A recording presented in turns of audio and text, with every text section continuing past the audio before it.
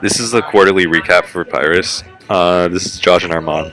So basically, this quarter we spent a lot of time synthesizing the data that we collected from last quarter, which was in which we did our preliminary study of Pyrus. We did a lot of readings to kind of firm up our understanding of our conceptual approach and contributions, and then we used that new conceptual understanding to determine the new outcomes and measures that we wanted to collect, which we have captured in a new study that we'll talk about at the end of this video. So, Sprint Zero, we took some time to go back over the data that we collected last quarter in terms of understanding what we measured and what we hadn't measured but wanted to. This was a good opportunity because it gave us the chance to look at the qualitative side of the data, which was something that we did not do a lot of. So we focused especially on like the interview portion of the study. What we learned was that the glorious outcome that we thought we wanted to demonstrate last quarter would actually be kind of difficult to measure, and that meant we probably needed to rethink our outcomes. So given that we took that into Sprint 1 and started revising our design arguments, and we prepared for it and we ran a status update with the with the goal of understanding what our characteristics were doing.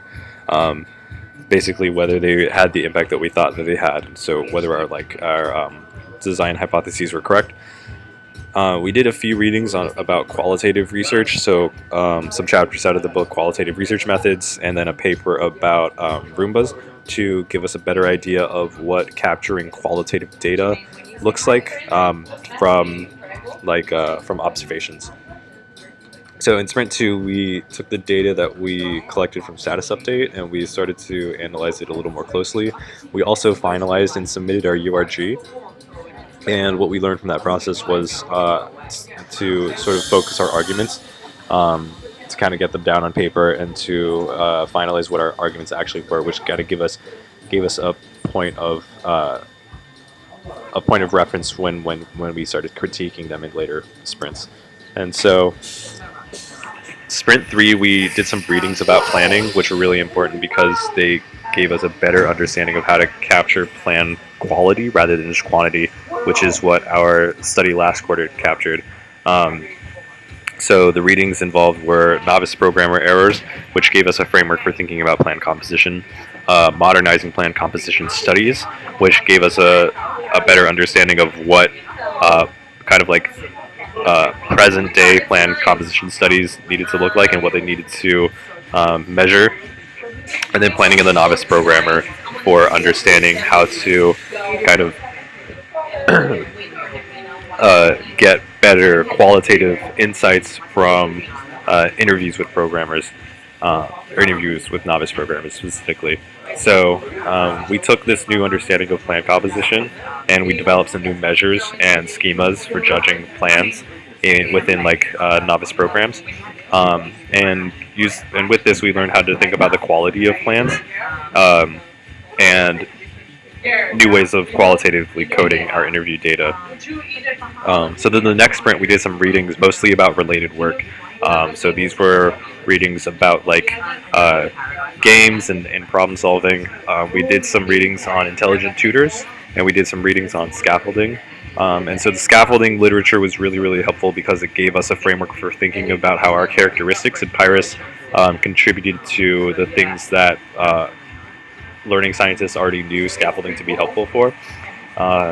And once we had that framework for thinking about our project, I think it became a lot easier to see where our conceptual approach is and how to back some of our design arguments. So what we learned is how our system is fundamentally different from other related work like intelligent tutors or anti-coast explicit intervention, and how some of the characteristics in our system closely align with the principles of scaffolding theory, which are what allows us to make some of the claims that we previously had kind of been iffy about. So given all this new conceptual understanding, we went to Sprint 5 and we finalized our canvases in our study. And so from this, we now have a study and some design arguments that we feel much more confident about. And we think that we can sort of go into next quarter with a good plan for measuring some of the things that we actually want to measure. Um, some of the things that we're more iffy on are our interface and system arguments. I think we spent a lot of time on the conceptual side of the canvas and on the design arcs, and we didn't really have a good chance to go over this interface and system arguments in depth. But I think next quarter when we take another look at it, I think we should be able to to get those pinned down. So that's it.